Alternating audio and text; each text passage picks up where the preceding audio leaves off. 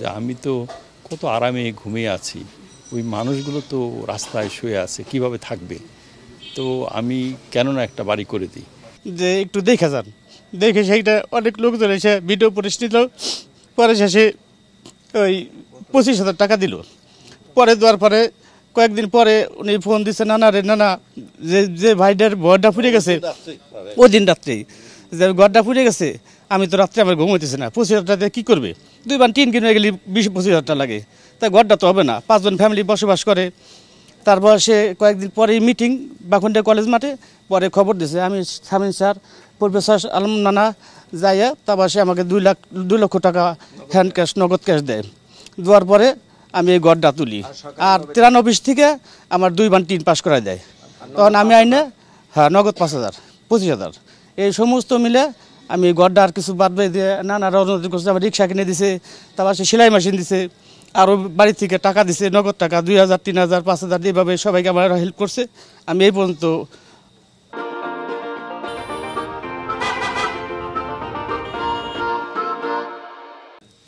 অনেক রাত্রে 2টার দিকে আমার পড়শি হলো হারুন, এই পাশের জায়গাটা আমার বিল্ডিংটা একটু দূরে, আমি হইচই শুনি আর টর্চ দিয়ে দৌড়াদৌড়ি করতেছে। আমি বুঝতে পারি নাই যে কোনো বাড়ি পুড়ে গেছে। সকালে শুনলাম যে হারুনের বাড়ি পুড়ে গেছে। সর্বপ্রথমে সকালে আমি বাজারে লোক পাঠাইয়া তার খাওয়ার ব্যবস্থার জন্য আমি 5,000 টাকার খাওয়া দাওয়ার জিনিস নিয়ে আসছি। তার রিক্সা পুড়ে গেছে, হারুনের শরীর পুড়ে গেছে, একদম ওরা নিঃস্ব হয়ে গেছে। তা আমি বসে বসে চিন্তা করলাম যে আজাদ ভাইকে একটা ফোন করি। আজাদ ভাই ফোন করলে বলছে বিধুও বলছে যে হারুনের বাড়ি পুড়ে গেছে। তা আমি যখন এলাকায় আসি, সেদিন 26 মার্চ ছিল, আমি স্কুলে একটা অনুষ্ঠানে ছিলাম। আজাদ বলে যে আমি আসতেছি, আমি তাড়াতাড়ি এবার এখানে আসলাম।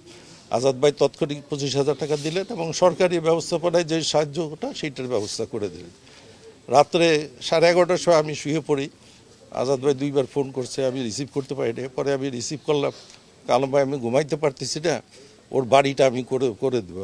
আপনার পর তো অনেক লোড হয়ে যাবে, আপনি তো সব জায়গায় কিছু করতে হয়। কয়েক আমি তো 3.5 হাত মাটিই পাবো, এর বেশি তো পাবো না, আমি ওর বাড়িটা করে দেবো, আপনি একটা এস্টিমেট দেন। আমি পরে 2 লাখ টাকা একটা এস্টিমেট দিলাম। বাকুন্ডা অন্যান্য ত্রাণ বিতরণের সময় এই টাকাটা আজাদ ভাই দেয়। তার বন্ধু আমার ভাইস্তা শামীমের হাত দিয়ে এবং আমার আর এক ভাইস্তা সেলিম, আমি পিছে থেকে তাদের গাইড দিছি, ও বাড়িটা করছে। ওর গাছটা ছিল, এগুলি করে বাড়িটা সুন্দর একটা বাড়ি করছে। একদিন ঠাট্টা করে আজাদ ভাইরে বলছি যে আপনি তো গেন্দা একটা বাড়ি করছেন, সে বুঝতে পারে না কোন বাড়ি করছেন। আমি এই যে হারুনের বাড়ি যে করছেন এইটা হলো তো সেই বাড়ি। আমি দোয়া করি আজাদ ভাই এরকম কাজ করতে পারে, আল্লাহ তাকে সেরকম সমর্থ দেয়।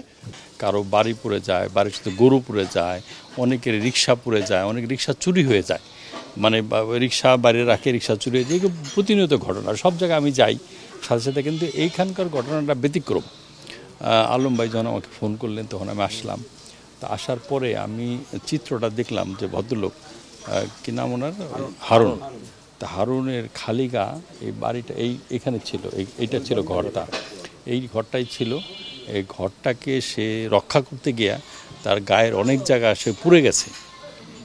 তার রিক্সাটা সে রক্ষা করেছে, রিক্সাটা বাইরে ছিল, হ্যাঁ, তার ওই রিক্সাটাও পুড়ে গেছিলো, রিক্সাটা তারা কিনে দিছে।